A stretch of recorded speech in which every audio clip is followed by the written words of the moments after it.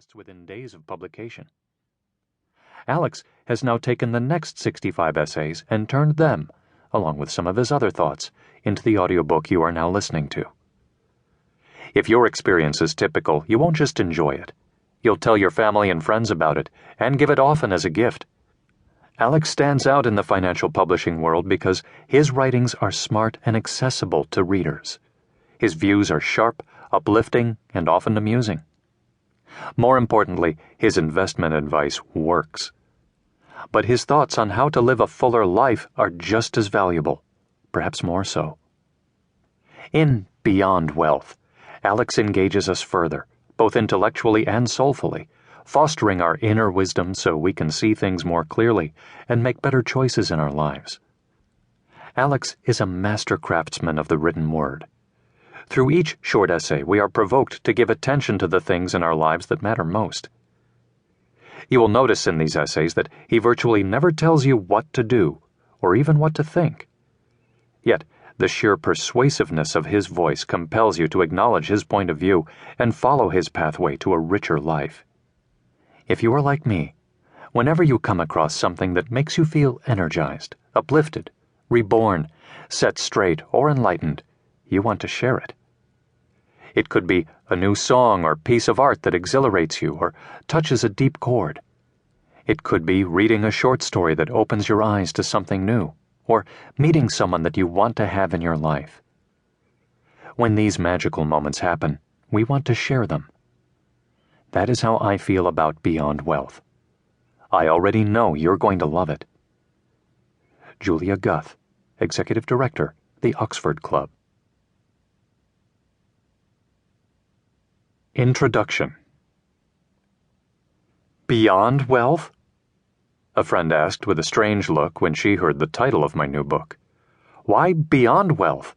I'd be happy to settle for wealth. No, she wouldn't. You can't wear your stock portfolio, ride on your bank account, or eat gold and silver coins. Money is never an end, only a means to an end.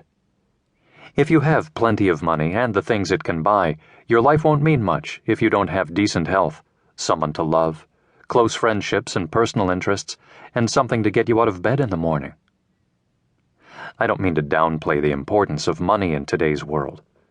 Over the past 25 years, I've worked as an investment advisor, research analyst, and financial writer. I feel strongly that everyone should strive for some measure of financial freedom, whether you define that as being independently wealthy or just getting out from under your credit card debt. You can't reach your potential or live life to the fullest if you spend your days swimming in concerns about money. Money is independence. It liberates you from want, from work that is drudgery, from relationships that confine you.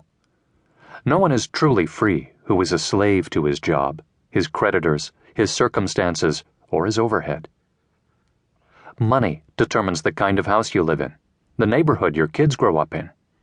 If you're sick, it can mean the difference between a good doctor and an amazing doctor.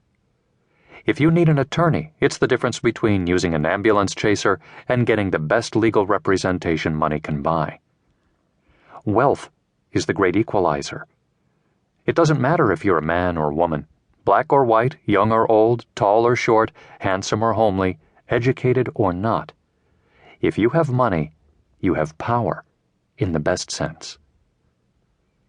Wealth is freedom, security, and peace of mind.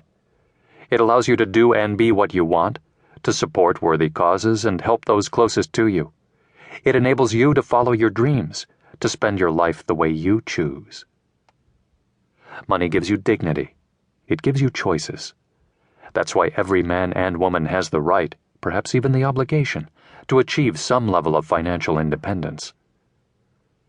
If the most pressing concern in your life right now is money, or the lack of it, let me direct you to my first book, The Gone Fishin' Portfolio. A New York Times bestseller, it reveals one of the shortest, simplest, most direct routes to financial freedom. However, this audiobook is not about success, but rather significance. In these chapters, I don't talk about earning and saving more or generating a higher return on your investments. Nor do I have any brilliant ideas about how you should spend what